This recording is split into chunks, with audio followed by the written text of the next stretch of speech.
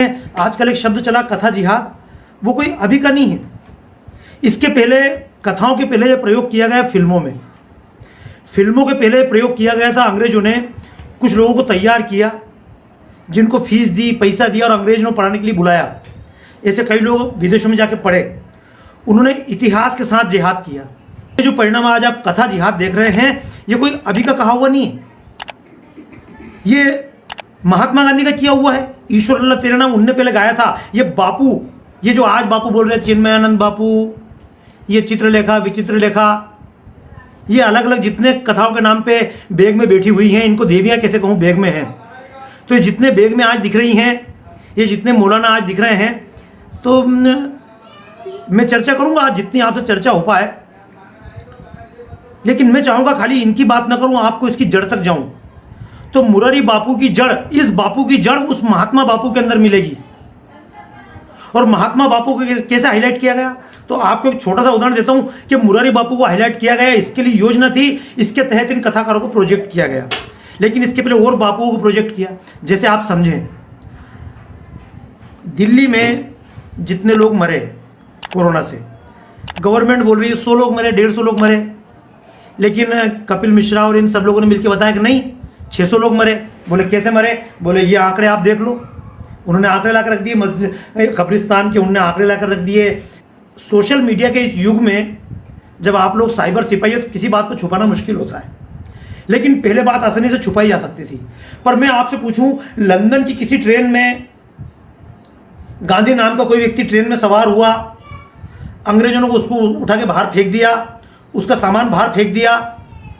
अब आप मुझे एक बात बताइए, जिस चीज से अंग्रेजों को खतरा था, महात्मा गांधी से, अगर इस व्यक्ति से खतरा था, तो उस समय, आज तो साइबर सिपाही आप लोग खड़े हुए हैं, उस समय तो नेट नहीं था, उस समय तो मोबाइल भी नहीं था, उस समय टेलीफोन भी व्यक्ति के पास नहीं था, उस समय तार भी आम आदमी के पास नहीं था, पोस्ट कार्ड था, लेकिन वो भी आम आदमी के संपर्क में इतना नहीं था। और आज अगर पोस्ट कार्ड लिखो तो जाकर 2 महीने 3 महीने बाद पहुंचता था।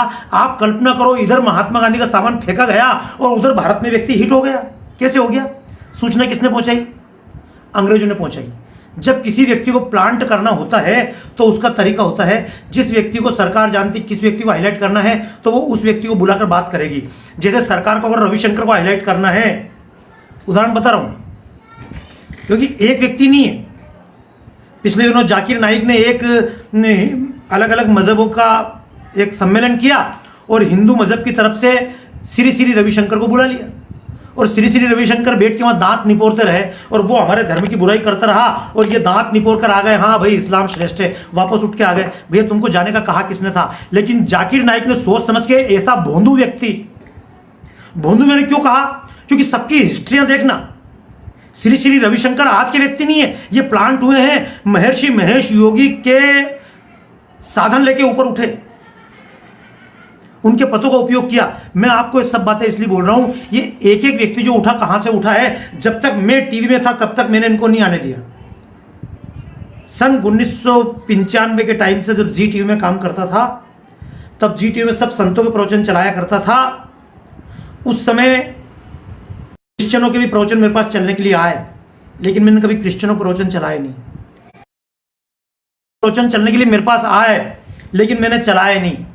जब मेरे ऊपर दबाव आया कि तुम दूसरे मजहबों को क्यों नहीं चला रहे हो, सभी मजहबों का टीवी है, जी टीवी सबका है, तो आप क्यों नहीं चला रहे हो, मैंने केवल एक बात कही थी कि जो धर्म तर्क संगत होगा मैं उसको चलाऊंगा, और जो धर्म तर्क संगत नहीं मैं उसको नहीं चलाऊंगा। तो मैं इनसे प्रश्न पूछता था। अब जब आज सिद्ध हो गया कि पृथ्वी सूर्य के चक्कर लगा रही है, और तुम्हारा धर्म अगर बोलता है कि सूर्य पृथ्वी के चक्कर लगा रहा, तो मैं कैसे मान लूंगा? आप समझिए, मैं बात कथा जिहाद की कर रहा हूं, लेकिन मूल में जा रहा हूं। जैसे आजकल जितने क्रिश्चियन चैनल हैं, एक जिहाद और चल रहा है, कुछ जिहाद क्रिश्चियन की तरफ से, कुछ हिंदू की तरफ से। एक बहुत बड़ा जिहाद आपको दिखा दूं, पंजाब से लेकर तो जितने क्षेत्र हैं उन सब में एक जिहाद चलता है। वो जिहाद करते हैं कि चंगाई समारोह, कोई लंगड़ा आएगा उसके पेट ठीक हो जाएंगे, किसी व्यक्ति को खड़े होने की नहीं बन रही, वो ठीक हो गया, कोई साइटिका का मरीज ठीक हो गया, अंधे को आंख आ गई। उस समय जब मैं जी टीवी में काम करता था, मेरे पास क्रिश्चियन लोगों की कैसेट आई और बोले देखो चंगाई समारोह चलाओ। तो मैंने उनसे एक ही प्रश्न कहा, मैंने कि हम तुम्हारा चंगाई समारोह चलाने को तैयार हैं, लेकिन मुझे एक बात बताओ, अगर तुम्हारे पादरी शुभम भाई, आप जो कविता के मार्फत बात करते हैं वही बात कर रहा हूं, और जितने मेरे सिपाही मुझे सुन रहे हैं, इन उत्तरों को ध्यान रखिएगा, आपको लंबी लड़ाई लड़नी है। किसी एक व्यक्ति का नाम लेकर तो बहुत छोटी बात हो जाएगी।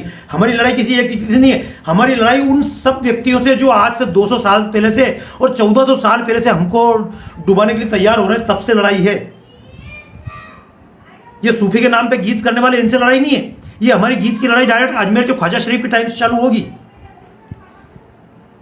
क्योंकि अगर इतिहास जाएगा तो सोमनाथ का मंदिर नहीं टूटता अगर एक ख्वाजा शरीफ के नाम से व्यक्ति ना होता और अजमेर के राजा को इन्होंने सोमनाथ पर हमला करने से ना रोका होता तो सोमनाथ मंदिर नहीं टूटता। इसलिए आज का जो सूफी बैठा हुआ है, वो चाहे मुरारी बापू के रूप में हो, चिन्मयानंद बापू के रूप में हो, वो गुरुप्रीति आनंद मूर्ति के रूप में हो, रविशंकर के रूप में हो, या इनके दुमछल्ले छोटे मोटे चित्रलेखा विचित्रलेखा ये किशोरियां जो घूम रही हैं इनके रूप में हो, या जितने 50 इंच चैन लोग चल रहे हैं उनके रूप में हो, यह आज से नहीं है, ये पहले से लड़ाई चली आ रही है।